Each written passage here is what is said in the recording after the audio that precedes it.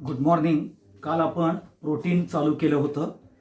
प्रोटीन्समधले आपण nitrogenous polymer, biopolymer, nitrogen containing nitrogenous biopolymer आणि हे मुलर नावाच्या सायंटिस्टनी पर्टिक्युलरली प्रोटीन हे नाव दिलं हे आपण बघितलं.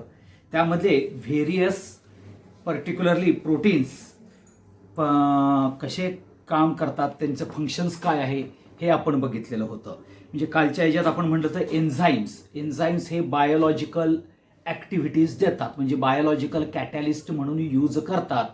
मग ते enzymes they are nothing but proteins. Okay, आता हे जे आहे ते एन्झाईम्स जे आहेत ते कुठले आहेत तर ट्रिप्सिन आणि पेप्सिन बघायला मिळतात.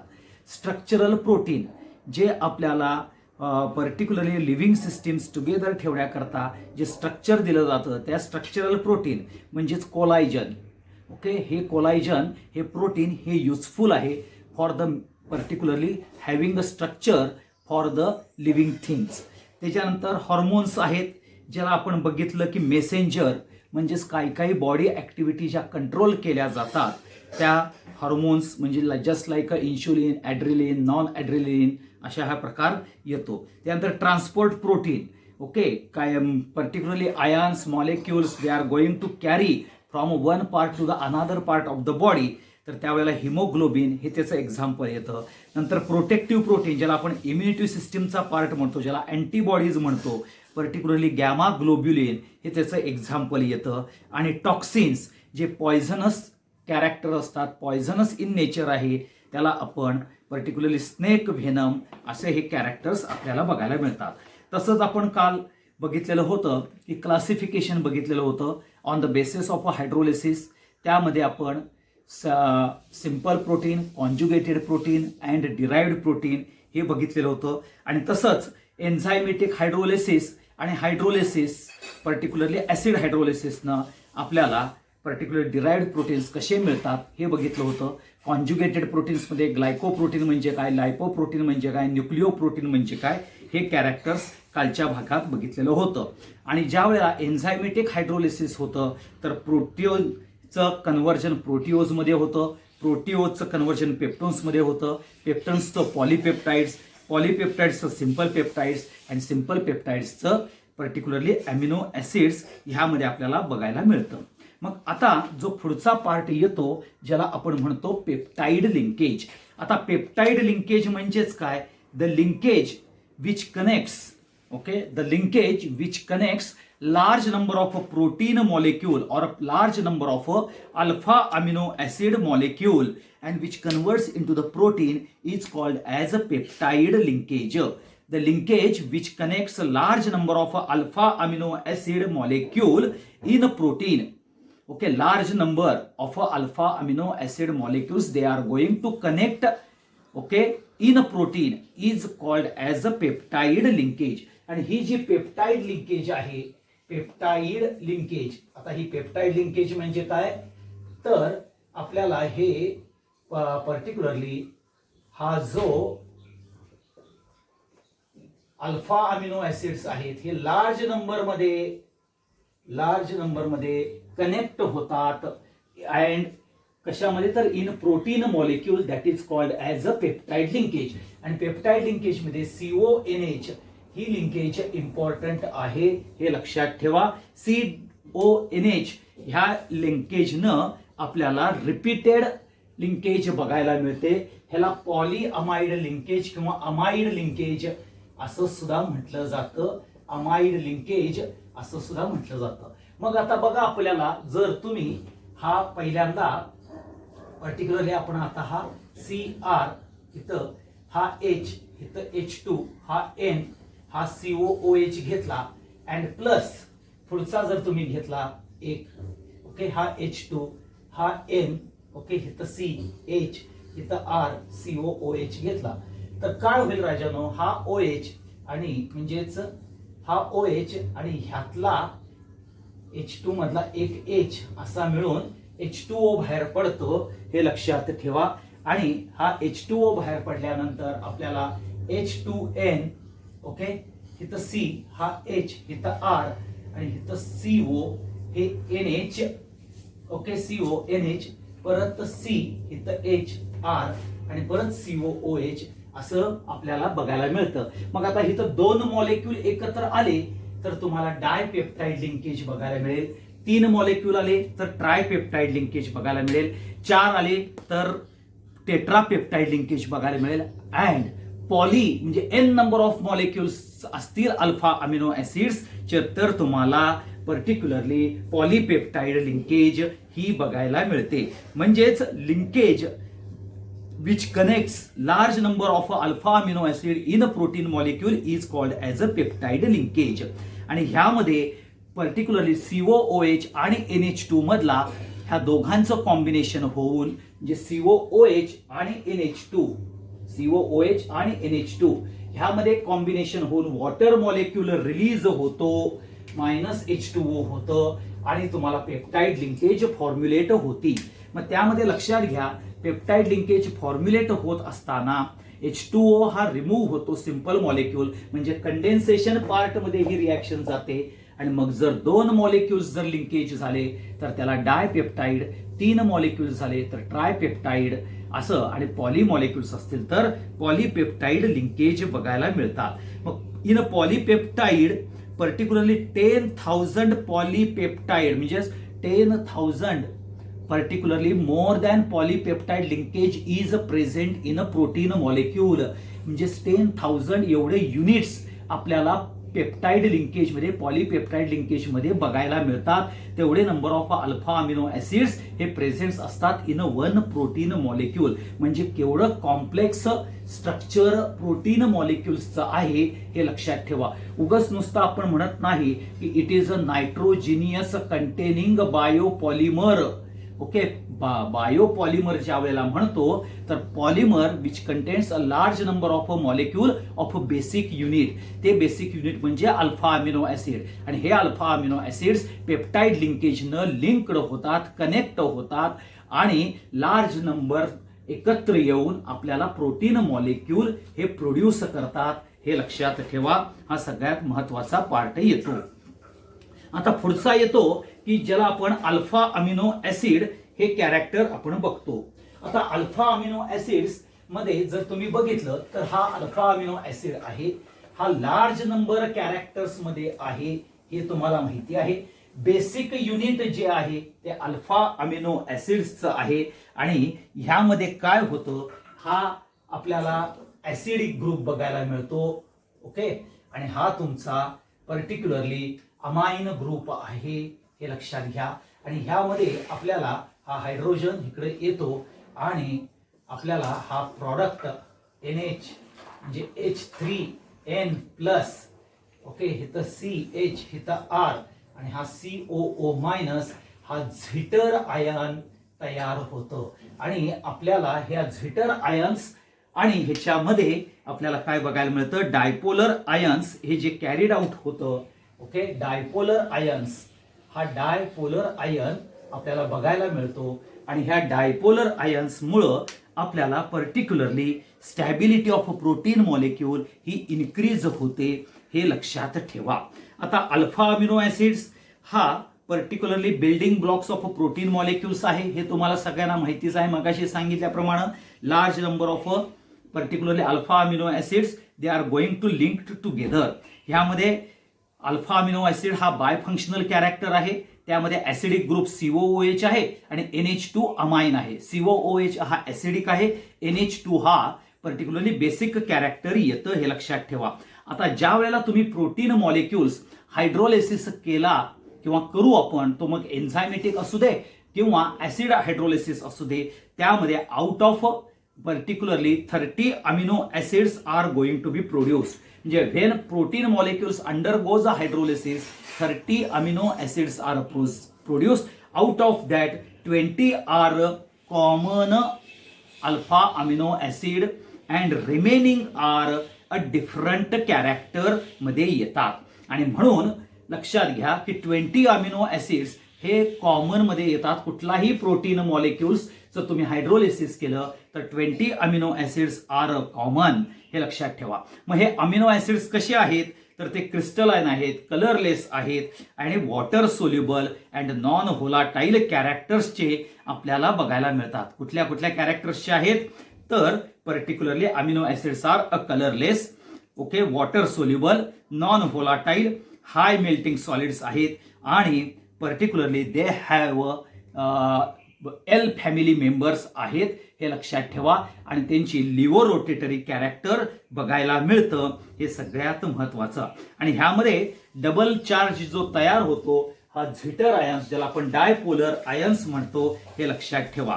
म्हणजे ह्याच्यामध्ये काय होतं, carbon atom adjacent to carboxylic acid हा अल्फा कार्बन येतो आणि तो NH2 ग्रुपला अटॅच होतो, म्हणून तो अल्फा अमिनो ऍसिड्स येतो. आणि म्हणून naturally occurring amino acids containing amino group, okay, to the adjacent of the COOH group, हा COOH ग्रुपच्या ऍडजस्टंट कार्बनला अटॅच असतो, तो अल्फा अमिनो ऍसिड्स आहे, हे लक्षात ठेवा.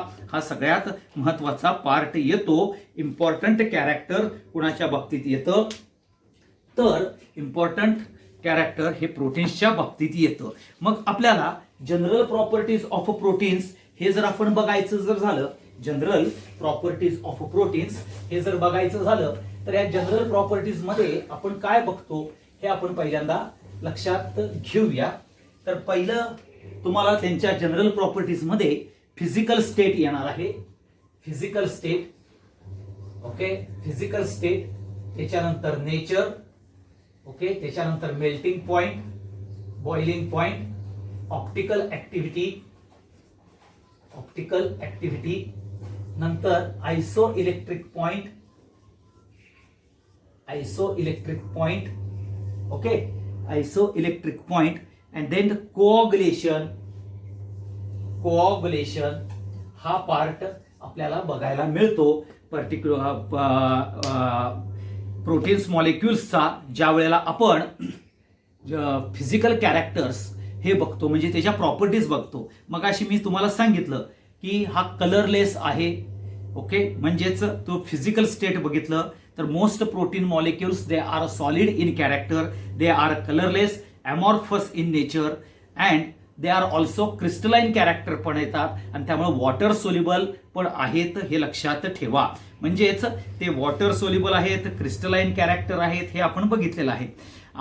जर प्रोटीन मॉलिक्युल्स जर बघितले ते अँफोटेरिक इन नेचर बघायला मिळतात. Amphoteric because they contains amine and COOH group, हे लक्षात ठेवा. आणि त्यामुळं आपल्याला it is exist as a dipolar ions, zwitter ions मध्ये ते एक्झिस्ट होतात. हा सगळ्यात त्याचा महत्वाचा पार्ट. पुढचा येतो optical activity. All the protein are optically active in nature except glycine. Glycine सोडलं तर all the proteins they are optical active in nature. They have capital L configuration. Capital L configuration आहे म्हणजे तो L फॅमिलीचा member आहे, okay, हे लक्षात ठेवा. Okay, and L configurations with particularly levo rotatory character आपल्याला बघायला मिळतात, हे लक्षात घ्या. आता पुढचा जो पार्ट येतो ज्याला आपण आयसो इलेक्ट्रिक पॉइंट म्हणतो. आता आयसो इलेक्ट्रिक पॉइंट म्हणजे काय हा सगळ्यात महत्वाचा पार्ट येतो. The pH at which protein has or the pH at which the protein molecule, okay, particularly the pH at which a protein molecule or a protein has no net charge, जे net charge protein molecule वरती नसतो त्यालाच आपण iso electric point म्हणतो. काय म्हणतो त्याला? Iso electric point. म्हणजेच the pH at which protein molecule has no net charge. Protein molecule has no net charge. Okay, that point is called as a iso electric point. म्हणजे alpha amino acids has iso electric point, हे लक्षात ठेवा. म्हणजे तो pH आहे ज्या pH ला net charge आपल्याला प्रेझेंट नसतो. मग एक्झाम्पल काय आहे जर तुम्ही बघितलं तर केसिन हा जो आपण बघतो, केसिन इन मिल्क, हे जर तुम्ही घेतला तर त्याचा असतो pH 4.6, हा त्याचा आयसो इलेक्ट्रिक पॉइंट आहे. ओके. आणि हा आयसो इलेक्ट्रिक पॉइंट हा यूज केला जातो to separate a protein. Okay, it is a separate protein molecule करण्याकरता हा आयसो इलेक्ट्रिक पॉइंट यूज केला जातो, हे लक्षात ठेवा. आता पुढचा येतो पार्ट ज्याला आपण कोऑगुलेशन कॅरेक्टर म्हणतो. आता कोऑगुलेशन म्हणजेच काय, protein solution when heated they are going to be coagulated. Coagulation of a protein is also called as a denaturation असं आपल्याला म्हटलं जातं, हे लक्षात ठेवा. म्हणजे different types of proteins they are coagulated at a different temperature. म्हणजेच particularly आपल्याला बायोलॉजिकल कॅरेक्टर आणि फिजिकल कॅरेक्टर चेंज होतं, परंतु केमिकल कॉम्पोजिशन सेम राहतं. That is called as a denaturation किंवा कोऑगुलेशन कॅरेक्टर म्हटलं जातं, हे लक्षात ठेवा. आणि हिथं particularly entropy of a protein increases after coagulation. कोऑगुलेशनमध्ये एंट्रॉफी ही इन्क्रीज होते, हे लक्षात ठेवा. आणि म्हणून आपल्याला डिनेचरेशन्समध्ये particularly primary structures remains intact, but secondary आणि tertiary structures is going to be a change. Okay, हे लक्षात ठेवा. आणि म्हणून कोऑगुलेशन कॅरेक्टर ह्याला आपण डिनेचरेशन म्हणतो. पुढे डिनेचरेशन म्हणजे काय हे सुद्धा आपल्याला बघायचं आहे. तर परंतु denaturation is nothing but a coagulation. म्हणजे all proteins they are undergoes a coagulation when they are going to be heated. Okay, हे लक्षात ठेवा. That process is called as a denaturation. आता ह्यामध्ये काय होतं, तुमचं फिजिकल प्रॉपर्टीज आणि पर्टिक्युलरली बायोलॉजिकल प्रॉपर्टीज म्हणजे फिजिकल ऍक्टिव्हिटी आणि biological activity of a protein ही चेंज होते, परंतु chemical composition remains the same. त्यालाच कोऑगुलेशन किंवा तुम्ही डिनेचरेशन ऑफ अ प्रोटीन म्हणता, हे लक्षात ठेवा. आणि डिनेचरेशन्समध्ये entropy of a protein increases after coagulation. आणि डिनेचरेशन्समध्ये प्रायमरी स्ट्रक्चर इंटॅक्ट राहतं, फक्त सेकंडरी आणि टर्शरी स्ट्रक्चर हे आपल्याला चेंज होतं. एवढं तुम्ही सगळ्यांनी लक्षात ठेवलं तर महत्वाचा कॅरेक्टर्स येईल, हे लक्षात ठेवा. मग आता पुढचा जो पार्ट येतो ज्याला आपण नॉमेनक्लेचर ऑफ प्रोटीन मॉलिक्युल्स म्हणतो. काय म्हणतो? नॉमेनक्लेचर. ओके, नॉमेनक्लेचर आपल्याला बघायचं आहे. मग अशी सांगितलं तुम्हाला फिजिकल स्टेटमध्ये particular amino acids are crystalline, colourless, water soluble, non volatile, high melting point, L फॅमिलीचा member with levo rotatory character आहे. ऑप्टिकल ऍक्टिव्हिटी तो देतो. आयसो इलेक्ट्रिक पॉइंट आहे, म्हणजेच the pH at which there is no net charge on the protein molecule, त्याला आपण iso electric point म्हणतो. आणि हा आयसो electric point protein molecules separate करण्याकरता युजफुल होतो, हे आपण बघितलं.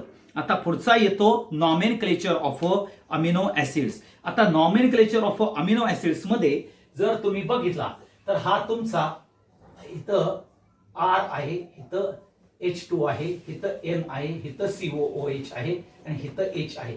हा अल्काइल ग्रुप आपल्याला चेंज करायचा आहे. मग आता ह्या इथं R च्या जागी तुम्ही जर H टाकला तर काय होईल बघा, तर H2N. ओके, हा H म्हटलं की CH2 अँड COOH तयार होईल. म्हणजेच हा अल्फा अमिनो ऍसिटिक ऍसिड हे त्याचं कॉमन नेम होईल. आणि ह्याचं नाव काय होईल बघा, 1,2 म्हणजेच 2 अमिनो इथॅनोइक ऍसिड असं कॅरेक्टर आपल्याला IUPAC मध्ये येईल. जर तुमचा हा अल्काइल ग्रुप चेंज केला तुम्ही, त्या अल्काइल ग्रुप मध्ये तुम्ही असं घेतलं H2, इथं CH3, इथं H, म्हणजे मी आता इथं हा H ऐवजी इथं CH लिहितो, COOH घेणार तुम्ही. ओके, आता ह्याचं नंबरिंग देताना तुम्ही 1, 2, 3 देणार. ओके, म्हणजे इथं नाव येईल तुमचं 2 अमिनो प्रोपॅनोइक ऍसिड. हे तुमचं प्रोपॅनोइक म्हणजे जे ऍसिडचे कॅरेक्टर्स आहेत ना,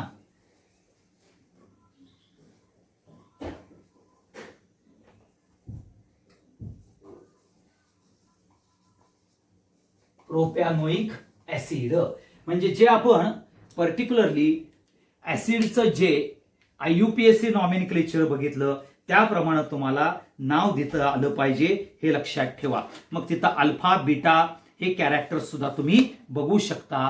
हे सगळ्यात इम्पॉर्टंट येतं हा सगळ्यात महत्वाचा पार्ट. मग आता पुढचा जो आपण पार्ट बघणार आहोत that is nothing but particularly classification of amino acids. आता तुमच्या पुस्तकात different types of amino acids, त्यांचं साइड चेन आणि त्याचा सिम्बॉल म्हणजेच ॲब्रेव्हेशन दिलेला आहे. एक सगळ्यात महत्वाचा हे अशा कॅरेक्टर्समध्ये तुमच्या पुस्तकामध्ये हे असा दिलेला आहे.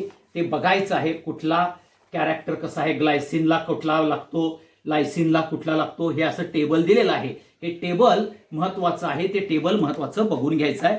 ओके. मग आता इथं बघा ग्लायसिन असेल तर त्याचे साइड चेन येते एच आणि त्याचं ॲब्रेव्हेशन लेटर येतं GLY. नंतर अलानाइन येतं तर त्याचं साइड चेन येते CH3, त्याला ॲब्रेव्हेशन येतं ALA. व्हॅलिन येतं तर CH3 ट्वाइस CH म्हणून येतं, त्याला व्हॅल म्हटलं जातं. आणि असं हळूहळू आपल्याला एक एक पर्टिक्युलरली कार्बन किंवा बेन्झिन रिंग ही अटॅच होत जाते, हे लक्षात ठेवा. आणि म्हणून इथं तुम्हाला सगळ्यात पहिल्यांदा ह्या स्ट्रक्चर्समध्ये म्हणजे साइड चेनमध्ये तुम्हाला एक एक मार्काला प्रश्न विचारला जातो किंवा MCQ मध्ये विचारला जात असताना तर तुम्ही पहिल्यांदा ट्रिप्टोफॅनचं स्ट्रक्चर हे लक्षात ठेवायचं आहे. त्याच्यानंतर पर्टिक्युलरली सिस्टीन हा एक बघायचा आहे. नंतर ॲस्पार्जिन आणि अर्जानाइन आणि हिस्टाडाइन. अर्जानाइन, हिस्टाडाइन, ट्रिप्टोफॅन. ओके. नंतर तुम्हाला सांगितलं त्याच्याप्रमाणे सिस्टीन. ओके. हे लक्षात ठेवायचे आहेत. हे सगळ्यात महत्वाचा पार्ट येतो. आणि टायरोसिन हा सुद्धा बघून घ्या. म्हणजे मी तुम्हाला सांगितलेलं ट्रिप्टोफॅन ह्याचं स्ट्रक्चर, त्याचं ॲब्रेव्हेशन, त्याच्यानंतर सिस्टीन त्याचं स्ट्रक्चर आणि त्याचं ॲब्रेव्हेशन, ॲस्पार्जिन, नंतर अर्जानाइन, हिस्टाडाइन हे कॅरेक्टर्स आणि त्याचे स्ट्रक्चर्स आणि त्याचा सिम्बॉल हे बघून घ्यायचं आहे. मग जसं आपण प्रोटीनचं क्लासिफिकेशन बघितलेलं होतं तर त्या प्रोटीनच्या क्लासिफिकेशन्समध्ये आपण simple protein, conjugated protein and derived protein बघितलं. आणि ते हायड्रोलिसिस केल्यानंतर बेसिक कॅरेक्टर येतं आपल्याला alpha amino acid which is the basic component of a protein molecule. मग जर हे अल्फा अमिनो ऍसिड्स जर बघितले तर ह्या अल्फा अमिनो ऍसिडचं क्लासिफिकेशन 2 पॉइंटमध्ये येतं. पहिलं इसेन्शियल अमिनो ऍसिड आणि नॉन इसेन्शियल अमिनो ऍसिड. आता तुम्हाला सगळ्यांनाच माहिती आहे, बायोलॉजीची लोक आहेत, जी बायोलॉजी घेतलेली मुलं आहेत, जे नीट ऍस्पिरंट आहेत, त्यांना माहिती आहे की इसेन्शियल अमिनो ऍसिड्स म्हणजेच काय, the amino acids which cannot be synthesise by our body. म्हणजे आपली बॉडी जे अमिनो ऍसिड सिंथसाइज करत नाहीत म्हणजे तयार करत नाहीत, जे आपल्याला डाएट थ्रू यावं लागतं त्याला इसेन्शियल अमिनो ऍसिड्स म्हणतात. आणि म्हणून तुम्हाला घरी बघा प्रोटीन युक्त आहार देतात, कारण का काही अमिनो ऍसिड्स आपल्या शरीरामध्ये नाही आहेत, आपण आपलं शरीर प्रोड्यूस करत नाही, म्हणून त्याला आपण इसेन्शियल अमिनो ऍसिड्स म्हटलं जातं. And it can not be synthesise by our body. मग असे कुठले आहेत तर व्हॅलिन एक आहे, ल्युसिन म्हणून आहे, आयसोल्युसिन म्हणून आहे आणि हिस्टाडीन हे आपल्याला इसेन्शियल अमिनो ऍसिड्सच्या कॅरेक्टर्स मध्ये मिळतात. कुठले, व्हॅलिन, ल्युसिन, आयसोल्युसिन आणि हिस्टाडीन. मग तुम्हाला परत इथं 1 मार्काचा प्रश्न विचारला जातो, write 2 names of essential amino acids. आता नॉन इसेन्शियल म्हणजे काय, the amino acids which can be synthesise by our body. आपलं बॉडी ते सिंथसाइज करतं, म्हणजेच डाएट न आपल्याला नको आहे. तर असे कुठले आहेत तर ते ग्लुटामिक ऍसिड, सेरीन ह्यासारखे तुम्हाला बघायला मिळतात, हे लक्षात ठेवा. आणि म्हणून अमिनो ऍसिड्स हे पर्टिक्युलर इसेन्शियल आणि नॉन इसेन्शियल कॅरेक्टरमध्ये. इसेन्शियल म्हणजे बॉडी कॅनॉट बी सिंथसाइज्ड म्हणजे डाएट थ्रू घ्यायचं, आणि नॉन इसेन्शियल म्हणजे जे बॉडी आपलं तयार करतं ते, म्हणजे ते ग्लुटामिक आणि सेरीन हे एक्झाम्पल दिलं. ओके, हे लक्षात ठेवा. आता परत पुढचा जो कॅरेक्टर येतं ते परत अमिनो ऍसिडचं क्लासिफिकेशन परत 3 प्रकारानं बघायला मिळतं. Amino acids are classified into neutral amino acid, basic amino acid and acidic amino acids. कारण लक्षात घ्या इथं बेसिक पार्ट पण आहे आणि ऍसिडिक पार्ट पण आहे, हे लक्षात ठेवा. म्हणजेच अल्फा अमिनो ऍसिड्स मध्ये COOH ग्रुप आणि NH2 कॅरेक्टर आहेत. हे ह्याच्यावरून आपल्याला महत्वाचं बेसिक, न्यूट्रल आणि ऍसिडिक अमिनो ऍसिड ह्याचं क्लासिफिकेशन होतं. Relative number of alpha amino acids म्हणजे relative number of amino group आणि कार्बॉक्सिलिक ग्रुप ह्याच्यावरून ते डिसाइड होतं. ज्या वेळेला COOH ग्रुप आणि NH2 ग्रुप इक्वल नंबर्स मध्ये येतात म्हणजे amino acids have an equal number of amino and carboxylic acid group, then it is called as a neutral character or a neutral amino acids. मग हे neutral amino acids कुठले आहेत तर lysines particularly neutrals मध्ये alanine, valine आणि glycine हे neutral characters मध्ये येतात, ज्याच्यामध्ये अमिनो ग्रुप आणि COOH ग्रुप इक्वल नंबर मध्ये येतो. आता बेसिक मध्ये काय होतं की अमिनो ऍसिड्सचा number amino acids are in more number than acidic group म्हणजे COOH पेक्षा NH2 ग्रुपचा नंबर हा जास्त असतो म्हणजे they are in more number. अशाला आपण बेसिक कॅरेक्टर म्हणतो. बेसिक मध्ये लायसिन येतं, अर्जानाइन येतं, हिस्टाडाइन येतं, हे लक्षात ठेवा. आणि ह्याच्यामध्ये पर्टिक्युलरली NH2 ग्रुप हा मोर इन नंबर आहे दॅन COOH ग्रुप. त्याच्यानंतर पुढचा येतो ऍसिडिक. ऍसिडिक अमिनो ऍसिड्स मध्ये हे लक्षात घ्या तुम्ही, ऍसिडिक कॅरेक्टर म्हणजे COOH is in more number than NH2 त्याला ऍसिडिक म्हणतात. मग तुम्हाला ग्लुटामिक ऍसिड, अस्पार्जिन आणि ऍस्पार्टिक ऍसिड, ग्लुटामिक ऍसिड, अस्पार्टिक ऍसिड आणि ऍस्पार्जिन हे त्याचे 3 कॅरेक्टर्स बघायला मिळतात. हे लक्षात ठेवा. म्हणजे इथं आपण क्लासिफिकेशन ऑफ अमिनो ऍसिड्स हे बघितलेलं आहे. हा सगळ्यात महत्वाचा पार्ट येतो.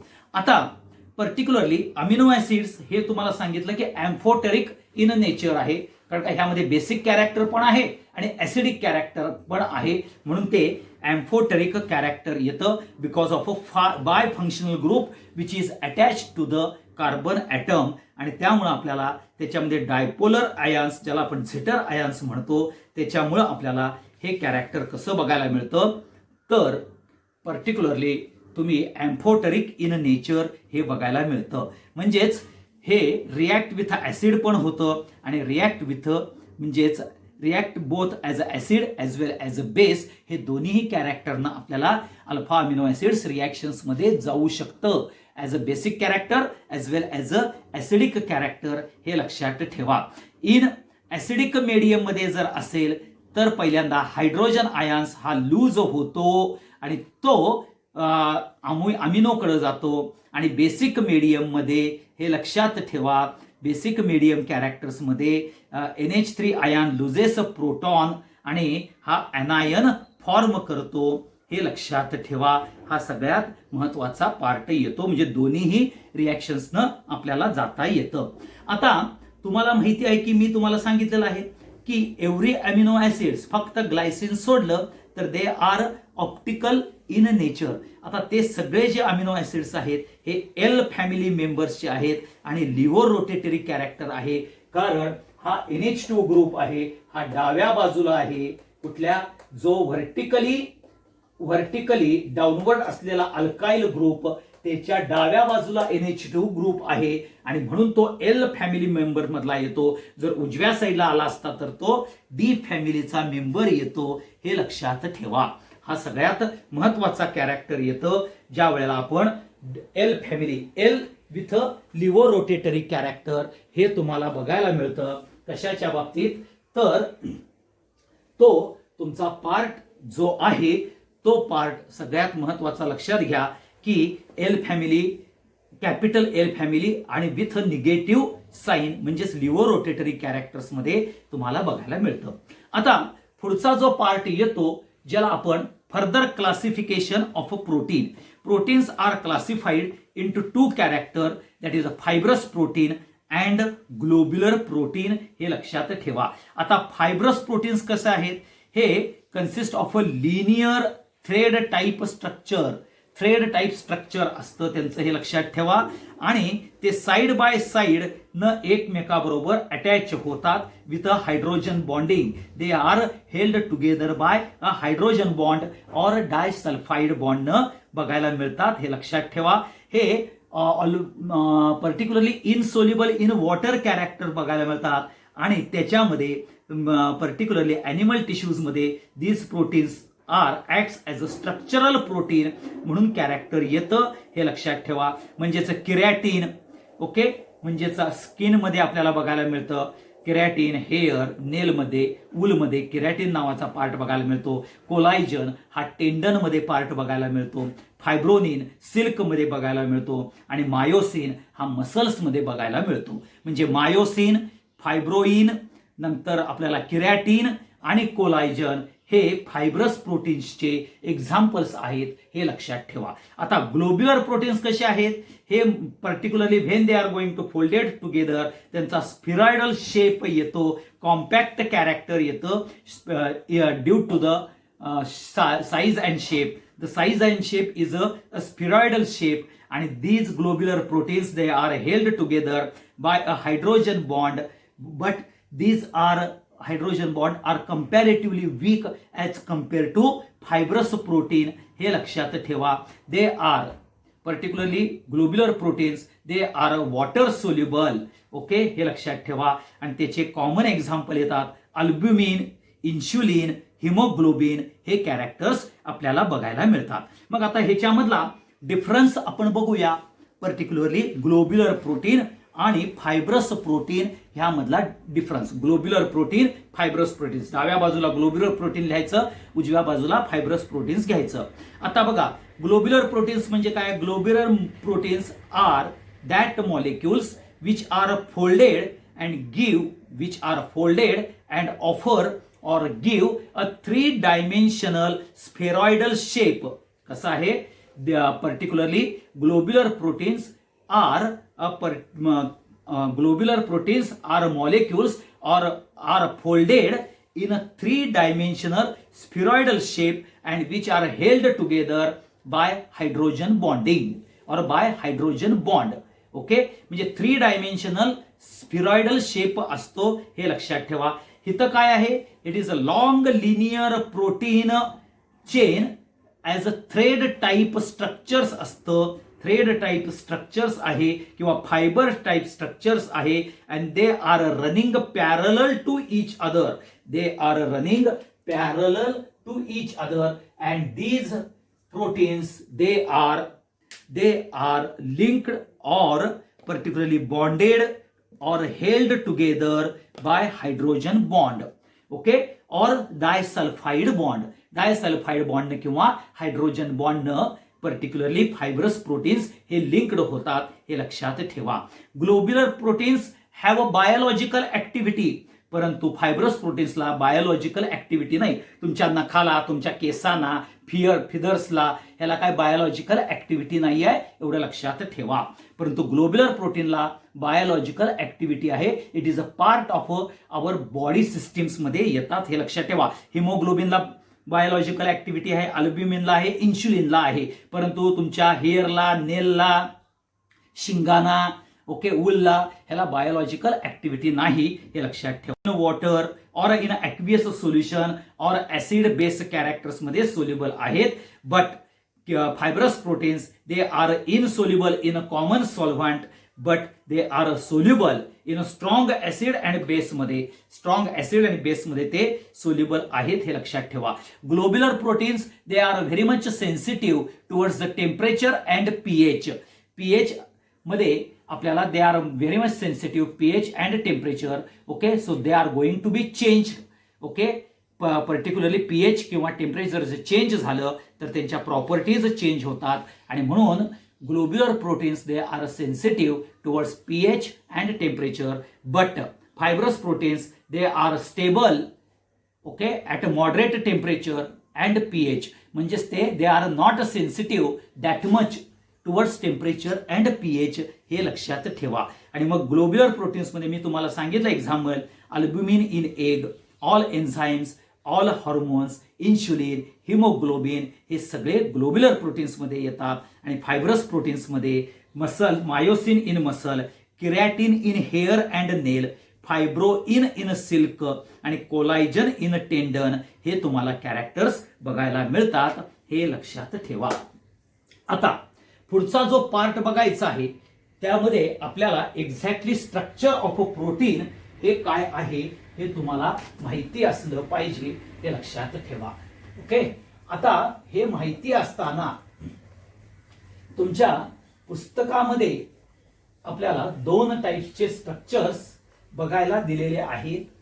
ओके, आता ह्यामध्ये पर्टिक्युलरली तुम्हाला मी ज्या वेळेला सांगितलं की प्रोटीनचं स्ट्रक्चर एक्सप्लेन करायचं आहे, तर प्रोटीनचं स्ट्रक्चर हे नॉर्मल कॅरेक्टर्स मध्ये एक्सप्लेन होत नाही, हे लक्षात ठेवा. प्रोटीनचं स्ट्रक्चर हे नॉर्मल कॅरेक्टर्स मध्ये आपल्याला हे करता येत नाही, एक्सप्लेन करता येत नाही. कारण तुम्हाला माहिती आहे प्रोटीन, आता प्रोटीनचं स्ट्रक्चर हे सगळ्यात महत्वाचं येणार आहे बघा. STRUCTUR, structure of a protein. आता हे structure particularly primary structure, okay, secondary structure, okay, त्याच्यानंतर टर्शरी स्ट्रक्चर आणि क्वाटर्नरी स्ट्रक्चर, असं आपल्याला 4 पर्टिक्युलरली कॅरेक्टर्स मध्ये आपल्याला प्रोटीनचं स्ट्रक्चर हे एक्सप्लेन करावं लागतं, हे लक्षात ठेवा. आता कसं आहे, तुम्हाला सगळ्यांनाच माहिती आहे प्रोटीन हा बायोपॉलिमर आहे. And protein is made up of polyamino acids, means a large number of acids. They are going to be joined, or they are joined together by a peptide linkage, that is a CONH linkage न ते join झालेले आहेत. आणि ते join होताना त्यांना 3 dimensional particularly size and shape हा आलेला आहे, हे लक्षात ठेवा. So structure of a protein is a very complex structure, so there is a need to convert or to explain this protein structure in 4 different level. बघा, मगाशी काय सांगितलं मी तुम्हाला, protein molecule is which contains large number of amino acids because it is a biopolymer. आणि हे जे large amino acids आहेत, they are connected, they are linked, or they are held together with a peptide bond, and then they are going to offer a 3-dimensional structure. That's why protein structure is a very complex structures. And त्यामुळं if you want to study the protein structure at a 4 different level, we have to explain and we have to study the protein structure. तर पहिल्यांदा आपल्याला जे structure बघायला मिळतं, ज्याला आपण primary structure, हे कॅरेक्टर्स आपण बघूया. आता प्रायमरी स्ट्रक्चर्स मध्ये काय येतं बघा, NH, C double bond O, इथं R, परत NH, ओके, परत इथं C डबल बॉन्ड O, हा R2, परत C NH, okay, C double bond O, हा R3, हे असं आपल्याला एक पहिल्यांदा बघून घेऊया. म्हणजेच काय आहे, प्रायमरी स्ट्रक्चर्स हे ज्या वेळेला आपण एक्सप्लेन करतो, तर प्रायमरी स्ट्रक्चर्स मध्ये काय बघा, all proteins they are linked together by a peptide linkage. Peptide linkage is a backbone of a protein structure, हे लक्षात ठेवा. प्रोटीन स्ट्रक्चरचं बॅकबोन आहे peptide linkage, that is a CONH linkage. आता each polypeptide in a protein has a amino acids. आता प्रत्येक polypeptide linkage मध्ये amino acids हा बेसिक युनिट आहे. And these amino acids they are going to be a linked और they are going to be a connected. आणि म्हणून इथं लक्षात घ्या, specific sequence of amino acid is said to be a primary structure of a particularly protein molecule. म्हणजेच identify of a specific sequence of amino acid in a protein molecule, they describe the primary structure. हे लक्षात ठेवा. म्हणजे sequence of amino acids which are linked, which are joined together and produce a protein molecule. That sequence, specific sequence of amino acid is nothing but a primary structure. म्हणजे primary structure हे explain करतं only, primary structure हे explain करतं only particularly specific sequence of amino acid, हे लक्षात ठेवा. Primary structure काय करतं, सिक्वेन्स ऑफ अमिनो ऍसिड हे एक्सप्लेन करतं. कारण का अमिनो ऍसिड हे लिंक्ड होतात आणि पॉलीपेप्टाइड चेन लिंक्ड झालेले हे अमिनो ऍसिड्स म्हणजेच ही polypeptide linkage backbone of a protein molecule आहे. आणि ज्या वेळेला हे backbone of a protein molecule आपण म्हणतो राजानो, त्यावेळेला लक्षात घ्या की प्रायमरी स्ट्रक्चर हे एक्सप्लेन करतं, स्पेसिफिक सिक्वेन्समध्ये एक्सप्लेन करतं. आता सेकंडरी स्ट्रक्चर्समध्ये मी तुम्हाला हे असे दोन स्ट्रक्चर्स दाखवतोय. हे एक स्ट्रक्चर आणि हे एक स्ट्रक्चर. हे दोन स्ट्रक्चर्स नीट बघून घ्या. ओके, हे एक स्ट्रक्चर आणि बघा हा स्ट्रक्चर हे तुम्ही बघितलं. ओके, हे जरासं मागं घेतो. ओके, हे स्ट्रक्चर. ओके, हे बघा हे जे स्ट्रक्चर आहे हे स्ट्रक्चर. ओके, ज्याला अल्फा हेलिक्स स्ट्रक्चर म्हटलं जातं. कुठलं स्ट्रक्चर आहे हे? Alpha helix structure. हे लक्षात ठेवा. हे स्ट्रक्चर बघून घ्या. आणि जे दुसरं स्ट्रक्चर येतं ते म्हणजेच बीटा प्लिटेड स्ट्रक्चर येतं. बघा हा पुढचं स्ट्रक्चर येतं बीटा प्लिटेड स्ट्रक्चर. हे दोन्हीही स्ट्रक्चर्स बघून ठेवायचे. एक लक्षात ठेवा, हे बीटा प्लेटेड आणि हे दुसरं येतं ते राजानो alpha helix structure. Alpha helix structure हे दोन्हीही तुम्ही बघितलेले आहेत स्ट्रक्चर. हे सगळ्यात महत्वाचे येतात.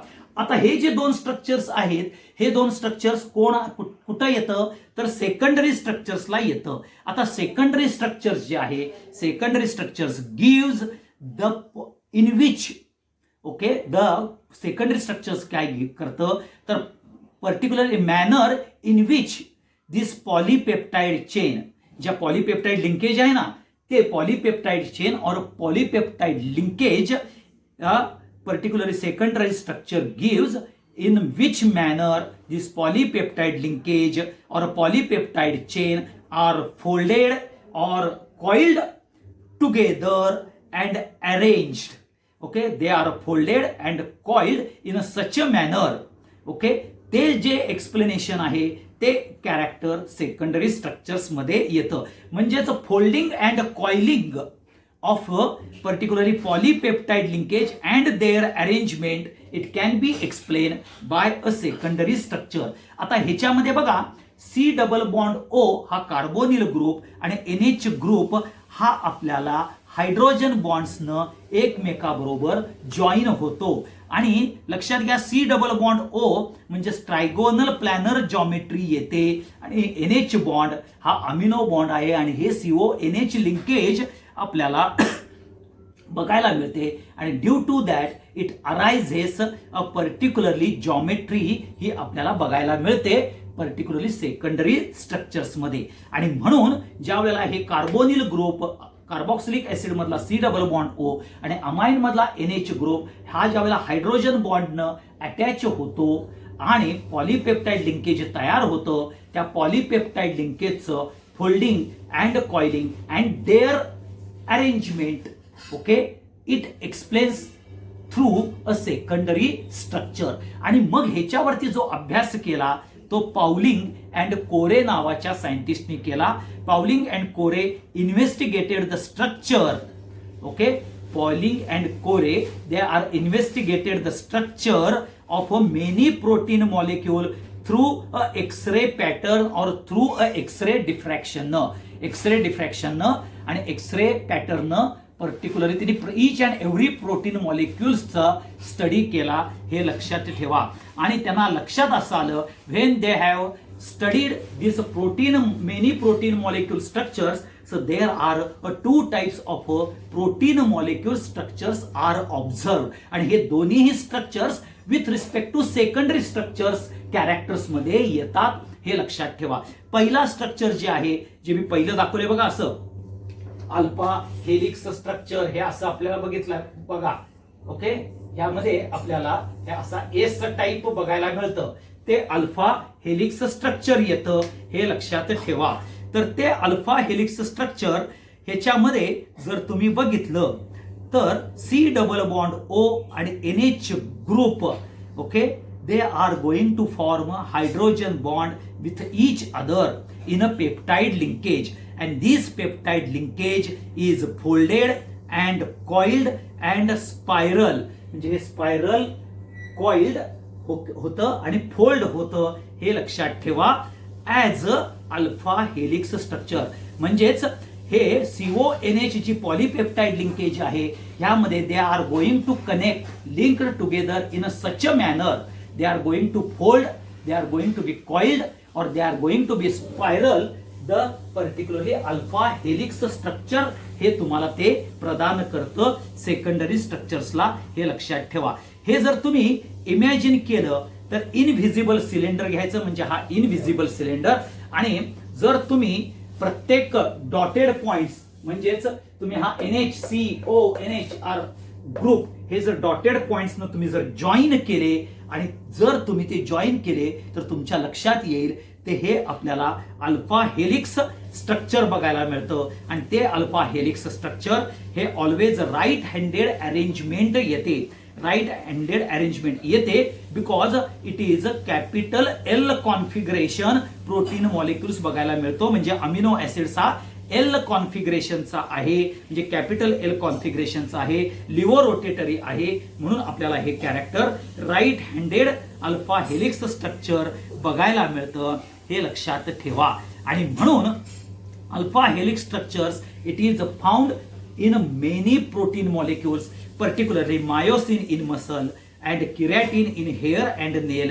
ह्याच्यावरती अभ्यास केल्यानंतर त्यांच्या लक्षात आलं की अल्फा हेलिक्स स्ट्रक्चर हे आपल्याला बघायला मिळतं. अल्फा हेलिक्स स्ट्रक्चर कशामुळे मिळतं तर हे सेकंडरी स्ट्रक्चर डिस्क्राईब करत असताना, म्हणजे ज्या वेळेला पॉलिंग अँड कोरेनं X-ray pattern each and every protein molecule हा ज्या वेळेला स्टडी केला विथ एक्सरे पॅटर्न, त्यावेळेला असं लक्षात आलं C double bond O group, carbonyl group and NH group which are a part of the amide linkage or polypeptide linkage, they are folded, they are coiled or they are spiraled in such a way that they will produce the alpha helix structure, that is a right handed alpha helix structure आपल्याला बघायला मिळतं. आता दुसरं structure पण मी दाखवलेलं आहे ज्याला आपण बीटा प्लिटेड स्ट्रक्चर्स म्हणतो. आता हे जे ऑल पेप्टाइड चेन्स आहेत, हे जे पेप्टाइड चेन्स आहेत when they are going to be stretch, म्हणजे पेप्टाइड चेन्स जे आहेत पॉलीपेप्टाइड लिंकेज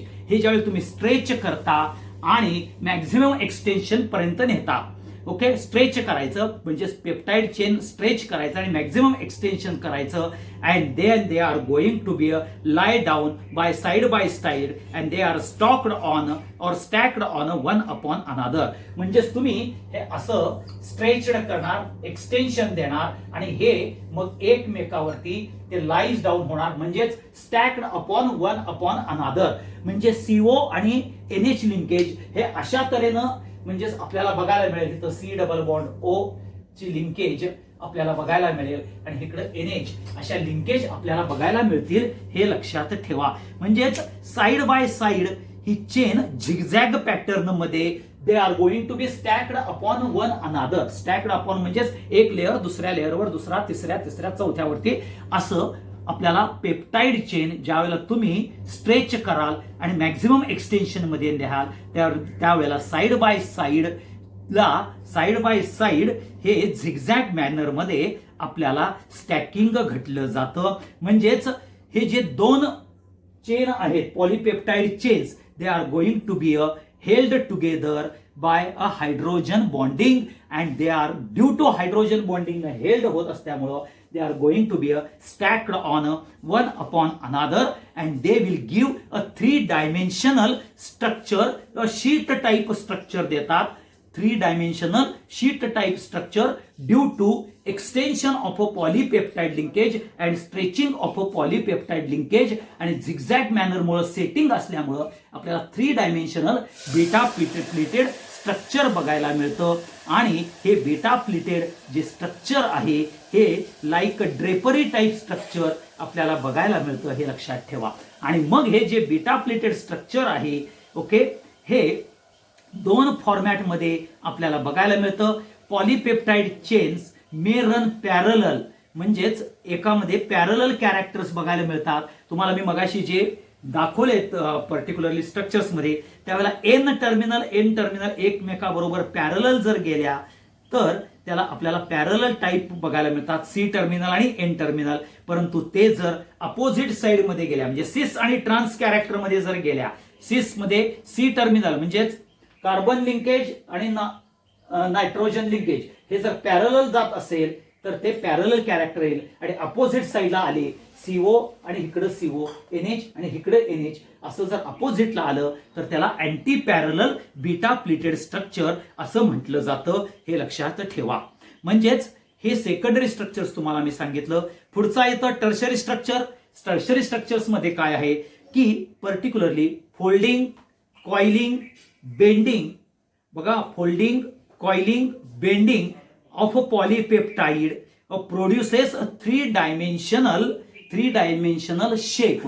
बघा, हे जे फोल्डिंग, कॉइलिंग, नंतर आपल्याला बेंडिंग आणि स्पायरलिंग ह्याच्यामुळे एक 3 डायमेन्शनल शेप तयार होतो. हे लक्षात ठेवा. म्हणजेच tertiary structure is nothing but और which is going to explain how this polypeptide chains are folded, coiled, bend, okay, or bending, and particularly how they are going to be arranged, and they are held together by a hydrogen bond or disulfide bond or a weak electrostatic force of attraction, okay, or a van der Waals force न ते एकमेकाबरोबर coiling, bending and folding होऊन 3 dimensional character देतात, 3 dimensional structure देतात. Like 3 dimensional structure like a thread type structure or spheroidal shape हे आपल्याला बघायला मिळतात. मग हा जो साईज आणि शेप आहे थ्रेड टाइप और स्फिरॉइडल शेप हे एक्सप्लेन कोण करतं तर टर्शरी स्ट्रक्चर एक्सप्लेन करतं. एवढं लक्षात ठेवा. म्हणजेच how this polypeptide chains they are coiled, spiralled, fold, okay, और bend, and how they are going to be connected through a hydrogen bond, okay, through a disulfide bond, through electrostatic force of attraction or a van der Waals force of attraction, which offers a 3 dimensional size and shape, particularly in the form of a spheroidal, that is going to be explained by a tertiary structure. आता सगळ्यात शेवटचा point येतो ज्याला आपण quaternary structures म्हणतो. आता many proteins जर तुम्ही बघितलं की ज्यावेळेला तुम्ही हायड्रोलिसिस कराल प्रोटीनचं तर number of proteins they contains a single polypeptide chain. त्यांच्यामध्ये एकच सिंगल पॉलीपेप्टाइड चेन बघायला मिळतं. परंतु काही काही प्रोटीन्समध्ये they contains particularly more than 2 or more polypeptide linkage are present. Okay, बऱ्याचशा प्रोटीन्समध्ये आपल्याला पर्टिक्युलर सिंगल पॉलीपेप्टाइड चेन बघायला मिळते. परंतु काही काही प्रोटीन्स असतात त्याच्यामध्ये 2 or more different polypeptide chains are present. हे जे 2 or more polypeptide chains present असतात त्याला सब युनिट किंवा प्रोटोमर्स म्हणतात. काय म्हणतात त्याला? सब युनिट किंवा प्रोटोमर्स म्हणतात. हे लक्षात ठेवा. These sub units are protomers. They are identical in nature किंवा they R may be a different. ही जे सब युनिट्स आणि प्रोटोमर्स आहेत they are going to be bonded together. Covalent, non covalent फोर्सनं बॉन्ड होतात with hydrogen bond, electrostatic force and van der Waals फोर्सनं आपल्याला ते bonded होतात. हे लक्षात ठेवा. आणि क्वाटर्नरी स्ट्रक्चर्स हे डिटरमाइन करतं की particularly number of protomers, number of sub unit, how many number of protomers और number of sub units are present in particularly protein structures मध्ये आहे. त्या अरेंजमेंटमध्ये number of sub units, protomers किती आहेत हे सांगण्याचं काम क्वाटर्नरी स्ट्रक्चर करतं. हे लक्षात ठेवा. आणि म्हणून अशा आपल्याला चारही पॉइंटनं म्हणजे primary, secondary, tertiary and quaternary ह्याप्रमाणे दिलं. प्रायमरी काय देतं तुम्हाला तर primary exactly specific sequence of amino acids देतं. सेकंडरी काय देतं? अल्फा हेलिक्स स्ट्रक्चर किंवा बीटा प्लेटेड स्ट्रक्चर देतं. म्हणजेच तुम्हाला फोल्डिंग आणि कॉइलिंग करून त्यांची अरेंजमेंट कशी होते आणि एक्सरे पॅटर्न तो कसा दिसतो मॉलिक्यूल, प्रोटीन मॉलिक्यूल, तो अल्फा हेलिक्स स्ट्रक्चर किंवा बीटा प्लेटेड स्ट्रक्चर हे तुम्हाला सेकंडरी स्ट्रक्चर सांगतं. टर्शरी स्ट्रक्चर काय सांगतं तर एक्झॅक्टली तुम्हाला how it is going to be polypeptide chains, it is going to be coiled, spiralled व नंतर folded, bended in such a manner they offer a 3 dimensional shape and these polypeptide linkage, they are linked together by hydrogen bond, electrostatic force of attraction or disulfide bond or van der Waals force ने linked होतात आणि एक 3 dimensional shape देतात. तो shape सांगण्याचं काम tertiary structure करतं. आणि क्वाटर्नरी स्ट्रक्चर हे जर तुम्ही जर बघितलं तर तुम्हाला नंबर ऑफ सब युनिट्स किती आहेत, नंबर ऑफ प्रोटोमर्स किती आहेत हे तुम्हाला कॅल्क्युलेट केलं जातं पर्टिक्युलरली प्रोटीन मॉलिक्युल्सच्या स्ट्रक्चर्समध्ये. आणि म्हणून हे चारही कॅरेक्टर्स महत्वाचे आहेत, हे लक्षात ठेवा. हे जे आज सांगितलेलं स्ट्रक्चर आहे, प्रोटीनचं स्ट्रक्चर जे मी एक्सप्लेन केलंय, हे सारखं सारखं ऐका. आणि जे तुम्हाला मी महत्वाचे जे 2 हे पाठवलेले आहेत, काय बरं, पर्टिक्युलरली डायग्रॅम्स पाठवले आहेत सेकंडरी स्ट्रक्चरच्या, अल्फा हेलिक्स आणि बीटा प्लिटेड, हे जरा नीट बघून घ्या. आता पुढचा पार्ट येतो ज्याला आपण डिनेचरेशन ऑफ अ प्रोटीन म्हणतो. आता डिनेचरेशन म्हणजे काय हे मगाशी मी सांगितलेलं आहे, ते थोडक्यात कोऑगुलेशन म्हणजे प्रोटीन मॉलिक्यूल हीट आउट केल्यानंतर. आता लक्षात घ्या, मोस्ट एनर्जेटिकली स्टेबल फॉर्म कुठल्याही प्रोटीन मॉलिक्युल्सचा असेल त्याला नॅटिव्ह स्टेट म्हणतात. Okay, most energetically stable form of a protein molecule is nothing but a native state of a protein molecule. In other words, particularly the native state corresponds to the protein molecule. म्हणजेच native states he corresponds to protein molecule आहे आणि 3 dimensional structure देतं and they are going to possess a biological activity. Biological activity हे protein molecule particularly possess करतात, exhibit करतात. आता डिनेचरेशन म्हणजे काय हे आपण बघून घेऊया. लक्षात घ्या, process in which physical and biological properties of properties are going to be changed but without affecting a chemical composition of a protein molecule. म्हणजेच process that change a physical and biological properties without affecting a chemical composition is known as a denaturation of a protein. आणि proteins हा easily precipitate होतो म्हणजेच कोऑगुलेटेड होतो. And this change जे precipitation किंवा कोऑगुलेशन होतं तो चेंज हा इरिव्हर्सिबल कॅरेक्टरचा आहे, हे लक्षात ठेवा. मग हे denaturation protein is brought by using with alcohol, inorganic acid त्याच्यामध्ये ऍड केलं जातं HCl सारखं, किंवा सॉल्ट ऍड केलं जातं, salt of a heavy metal add करून डिनेचरेशन ऑफ अ प्रोटीन हे आपल्याला केलं जातं, हे लक्षात ठेवा. आणि हे डिनेचरेशन ऑफ अ प्रोटीन मध्ये प्रायमरी स्ट्रक्चर कधीही चेंज होत नाही, primary structures remains intact, but secondary आणि tertiary structure it is going to be a changed, हे लक्षात ठेवा, हे सगळ्यात महत्वाचा. मग तुम्ही जर बघितलं तर तुमच्या दररोजच्या मध्ये हे डिनेचरेशन ऑफ अ प्रोटीन होतं. Boiling of particularly egg, boiling of egg केल्यानंतर कोऑगुलेशन होतं. ओके, कोऑगुलेशन म्हणजे प्रेसिपिटेट होतं, म्हणजे ह्याच्यामध्ये फिजिकल फॉर्म आणि बायोलॉजिकल फॉर्म चेंज होतो, केमिकल कॉम्पोजिशन चेंज होतं. किंवा तुम्ही बघा conversion of a milk into curd. Okay, milk into curd हे आपल्याला चेंज होतं का नाही. मिल्कची टेस्ट आणि कर्डची टेस्ट वेगळी आहे, परंतु कॉम्पोजिशन मिल्क मधलं आणि कर्ड मधलं हे सेमच असतं. ह्यालाच आपण डिनेचरेशन ऑफ अ प्रोटीन म्हणतो. म्हणून कर्ड पासून मिल्क करत नाहीत, हे लक्षात ठेवा. मिल्क पासून कर्ड होतो म्हणून तो इरिव्हर्सिबल चेंज आहे, हे लक्षात घ्या, सगळ्यात महत्वाचं. आणि म्हणून coagulation of albumin present in a white egg is nothing but the example of a particularly denaturation of a protein and curding of a milk. म्हणजेच having produce a curd from a milk it is another example of a denaturation of a protein, हे लक्षात ठेवा. So it is particularly formation of lactic acid and bacteria which is present in a milk. त्यामुळे आपल्याला कर्डिंग of milk होतं, हे लक्षात ठेवा. हा सगळ्यात महत्वाचा पार्ट येतो. आणि मग सगळ्यात महत्वाचं जे कॅरेक्टर्स येतं त्यामध्ये लक्षात घ्या, एक महत्वाचा पार्ट आहे तो आपल्याला थोडासा बघायचा आहे. Now the next point is how to formulate a betaine. आता हा तुमचा आहे ग्लायसिन आहे.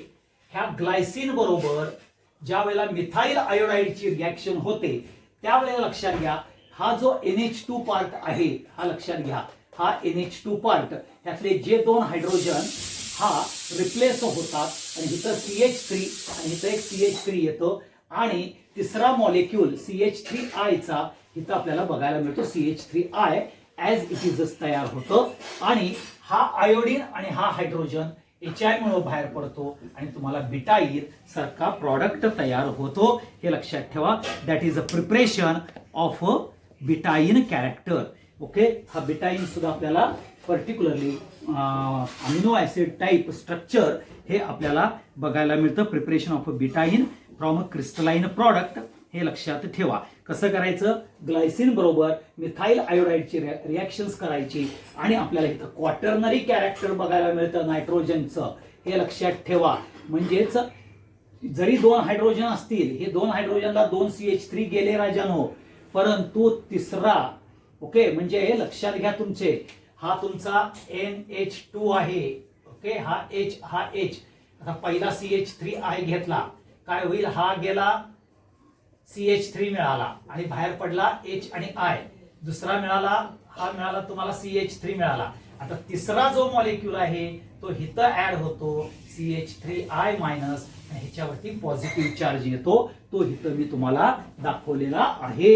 हे लक्षात ठेवा. बाकीचं कॅरेक्टर CH2COOH ऍज इट इजच राहतं आणि मग COOH मधला हायड्रोजन आणि हा आयोडीन रिमूव्ह होतो आणि तुम्हाला बिटाईन कॅरेक्टर बघायला मिळतं. म्हणजे ग्लायसिन पासून बिटाईन हे कसं प्रोड्यूस होतं हे लक्षात ठेवा. आता पुढच्या पार्टमध्ये आपल्याला test of a protein molecule हे आपल्याला बघायचे आहेत. हे लक्षात ठेवा. Thank you very much.